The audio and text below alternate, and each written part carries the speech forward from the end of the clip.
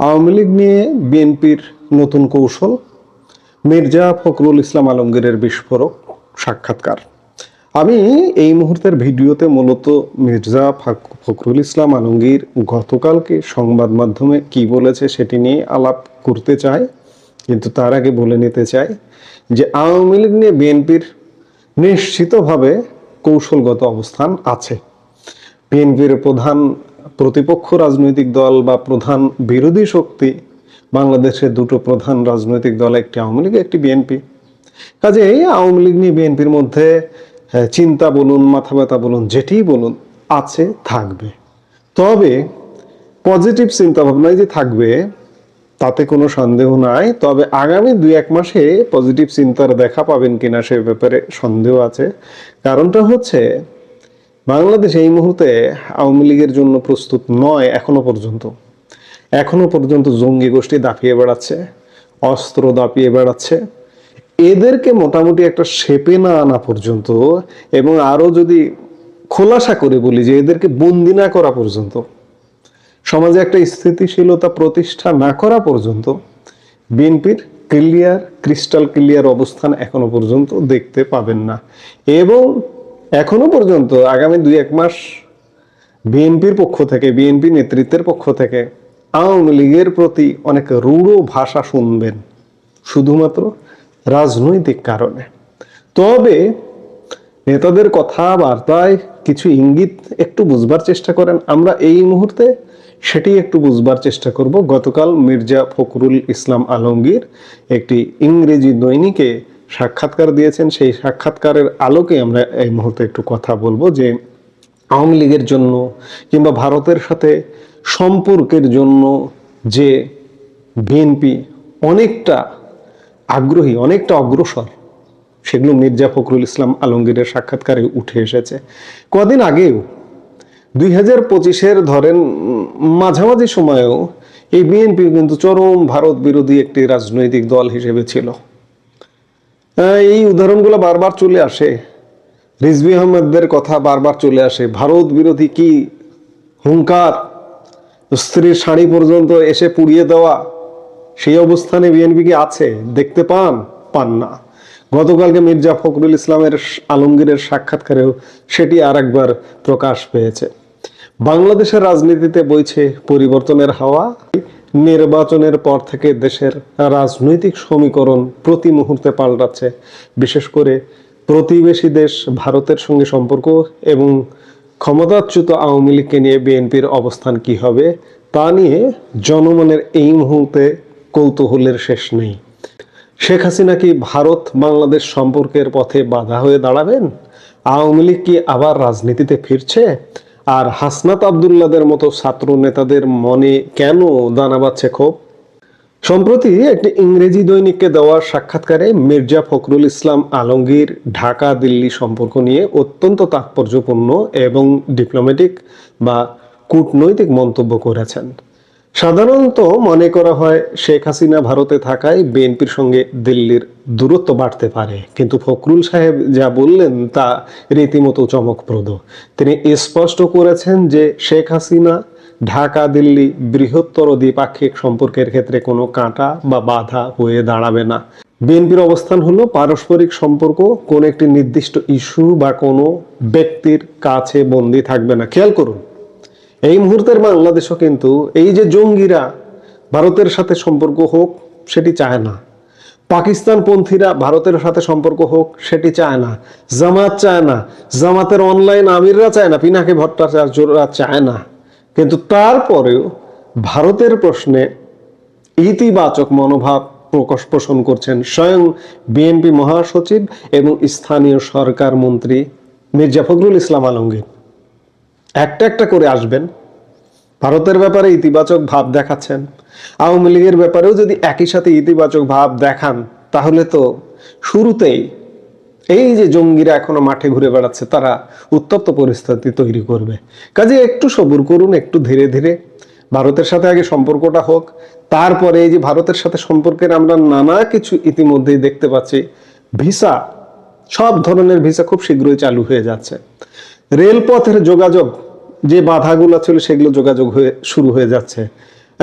সড়ক পথের যোগাযোগ বিভিন্ন জায়গায় কলকাতা বা আগরতলা যে বাস চলাচল, বাস সার্ভিস বন্ধ ছিল বা বন্ধ আছে, সেগুলো কিন্তু চালু হওয়ার অলরেডি প্রক্রিয়া শুরু হয়ে গেছে।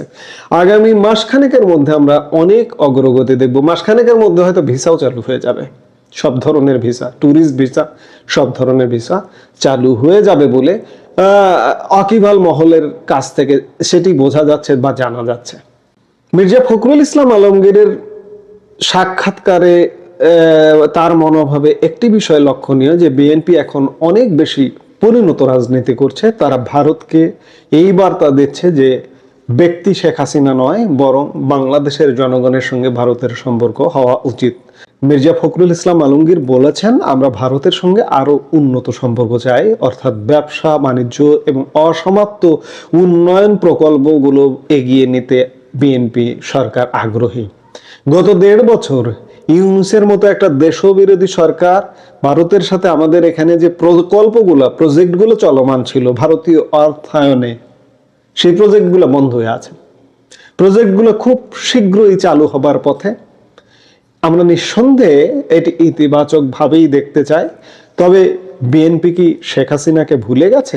একদমই না। মির্জা ফখরুল ইসলাম আলমগীর সরাসরি বলেছেন যে শেখ হাসিনা গুরুতর মানবাধিকার লঙ্ঘন করেছেন এবং তাকে শাস্তি দেওয়ার জন্য জনগণের দাবি রয়েছে। তাই ভারতের উচিত তাকে হস্তান্তর করা। কিন্তু এই একটি কারণে সামগ্রিক কূটনৈতিক সম্পর্ক নষ্ট হোক তা বিএনপি চায় না। নিয়ম রক্ষার কথা তো বলবেনই, এটাই তো রাজনীতি, এটাকেই বলে পলিটিক্স। যে মির্জা ফখরুল ইসলাম আলমগীর বলছেন শেখ হাসিনা শাস্তি হতে হবে, কারণ জঙ্গিরা তার অবৈধ এই যে ট্রাইব্যুনাল করেছে, অবৈধ ট্রাইব্যুনাল করে তার শাস্তি দিয়েছে। এখনই যদি বলেন না না না সবকিছু মাফ হয়ে যাবে, তাহলে জঙ্গিরা তো তাদেরকে 2 মাসও টিকতে দেবে না। জঙ্গিরাই তো, বিএনপি তো জানে যে জঙ্গিরাই আওয়ামী লীগকে ফেলেছিল। হ্যাঁ, বিএনপির লাভ হয়েছে, বিএনপি দ্রুত ক্ষমতায় আসতে পেরেছে। 1.5 বছর অপেক্ষা করে আওয়ামী লীগের পতনের পর ক্ষমতায় আসতে পেরেছে। নাহলে গত 18 বছরে বিএনপি আন্দোলন করে তো আওয়ামী লীগকে ফেলতে পারেনি। বিএনপির এটা লাভ হয়েছে। কাজেই একটু ধৈর্য ধরতে হবে, সহ্য করতে হবে। ডক্টর ইউনূসের অন্তর্বর্তীকালীন সরকারের আমলে আওয়ামী লীগকে রাজনৈতিকভাবে অনেকটা কোণঠাসা বা নিষিদ্ধ প্রায় অবস্থানে ফেলে দেওয়া হয়েছে। তাহলে কি বিএনপি তাদের প্রতি নমনীয়? সোমবার গতকাল নয়াপল্টনে সাংবাদিকদের প্রশ্নের মুখে মির্জা ফখরুল এই বিষয়ে মুখ খুলেছেন। তিনি বলেন, দেশের বিভিন্ন স্থানে আওয়ামী লীগের কার্যালয় খোলার চেষ্টা বা তাদের সক্রিয়তা, এই পুরো বিষয়টি আইনগতভাবে দেখা হবে। কিভাবে দেখা হবে? আইনগতভাবে একটি প্রজ্ঞাপনের মাধ্যমে নিষিদ্ধ করে রাখা হয়েছে।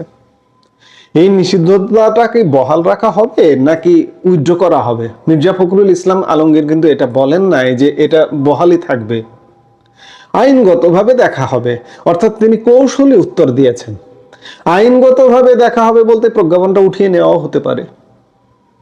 অপেক্ষা করুন, দেখুন কি ঘটছে। বহু জ্ঞানপাপী এখনো বলবেন যে না, আওয়ামী লীগকে আসতে দেবে না বিএনপি। দেখুন না পরিস্থিতি কি হয়। কারণ এখানে শুধুমাত্র বিএনপি যে ক্ষমতায় এসে, এই ক্ষমতা কিন্তু শুধু বিএনপির উপরেই নির্ভরশীল নয়।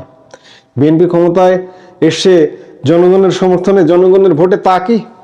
অর্ধেক জনগণকে আপনি বাদ দিয়ে ক্ষমতায় আসলেন, সেটা কি জনগণের ভোটে আসা হলো? কিংবা আন্তর্জাতিক কোনো সমীকরণ ছাড়াই বিএনপি কি ক্ষমতায় এসছে? যদি পেছনে আন্তর্জাতিক সমীকরণ থাকে, যদি অর্ধেক জনগণের সমর্থন বিএনপির প্রতি না থাকে, তাহলে বিএনপিকে আওয়ামী লীগকে আনতে হবে। নইলে বিএনপি চলতে পারবে না, সরকার চালাতে পারবে না, আওয়ামী লীগও চালাতে দেবে না, কূটনীতি চালাতে দেবে না, আন্তর্জাতিক বিশ্ব চালাতে দেবে না। আমরা অপেক্ষা করি এবং দেখি যে কি ঘটছে সামনে। গত 18 মাস ধরে আওয়ামী লীগ সাংগঠনিকভাবে স্তিমিত, কিন্তু নির্বাচনের পর তারা আবারও সক্রিয় হওয়ার চেষ্টা করছে। দেশের অন্তত 15-20টি জেলা ও উপজেলায় আওয়ামী লীগের নেতাকর্মীরা কার্যালয় খুলে দোয়া মাহফিল, পতাকা উত্তোলন এবং ব্যানার টাঙানোর মতো কাজ শুরু করেছেন। ফখরুলের বক্তব্যে একটি প্রচ্ছন্ন ইঙ্গিত আছে যে বিএনপি বিষয়টিকে রাজনৈতিক সংঘাতের চেয়ে আইনি প্রক্রিয়ার মাধ্যমে সমাধান করতে বেশি আগ্রহী। যারা বলছেন বিএনপি আওয়ামী লীগকে আস্থা দেবে না, তারা সঠিক বলছে না। এই কথাটা আপনি কয়েক মাসের মধ্যে মিলিয়ে নেন যে কি ঘটছে। আওয়ামী লীগ আসবে, এই প্রেক্ষাপটটা সামগ্রিকভাবে তৈরি হয়ে যাবে আগামী কয়েক মাসের মধ্যে, কিন্তু আওয়ামী লীগ কিভাবে কাজ করবে সেটি বড় প্রশ্ন। আওয়ামী লীগ যদি সংগঠন না গোছাতে পারে, সাংগঠনিক না হয়ে উঠতে পারে, এখনো যদি বিতর্কিতদের নিয়েই কাজ করে বা বিতর্কিত রায় যদি সামনে থাকে, সেটা আওয়ামী লীগের জন্য কঠিন হবে না সহজ হবে। সময় বলবে যে বাংলাদেশকে বিতর্কিতদেরকেই নিয়েই গ্রহণ করবে কিনা, নাকি পরিশুদ্ধ তাকে গ্রহণ করবে, সেটি একটি বড় প্রশ্ন। রাজনৈতিক বিশ্লেষকরা মনে করছেন তৃণমূল স্তরে আওয়ামী লীগের এই ঝুটিকা সক্রিয়তা কেবল দোয়া মাহফিল নয়, বরং এটি একটি গভীর কৌশলগত প্রচেষ্টা। তারা পুনরায় জাতীয় রাজনীতিতে জায়গা করে নিতে চাইছে। কিন্তু অন্যদিকে বিএনপির ভেতরেও কিছু পরিবর্তন লক্ষ্য করা যাচ্ছে। নির্বাচনের আগে গণভোটে বিএনপির প্রথম দিকে না ক্যাম্পেইন কিংবা নির্বাচন পরবর্তী সময়ে সংবিধান সংস্কার পরিষদে শপথ না নেওয়ার সিদ্ধান্ত, সব মিলিয়ে একটা গুমট পরিস্থিতি। অবশ্য শেষে বিএনপি হ্যাঁ ভোটের পক্ষে, নির্বাচনের মাত্র কয়েকদিন আগে বিএনপি প্রধান তারেক রহমান হ্যাঁ ভোটের পক্ষে ভোট দেওয়ার একটা কৌশলগত অবস্থান নিয়েছিলেন এবং পরবর্তীতে বিএনপির অন্যতম নেতা এবং মুক্তিযুদ্ধ বিষয়ক মন্ত্রী হাফিজ উদ্দিন আহমেদ এক সাক্ষাৎকারে বলেছেন যে ওই মুহূর্তে যদি হ্যাঁ ভোটের পক্ষে বিএনপি কথা না বলতো, ইউনূস সরকার যে কোনো অজুহাতে নির্বাচন বানচাল করে দিত। সত্যিকার অর্থে বিএনপি অনেক কৌশল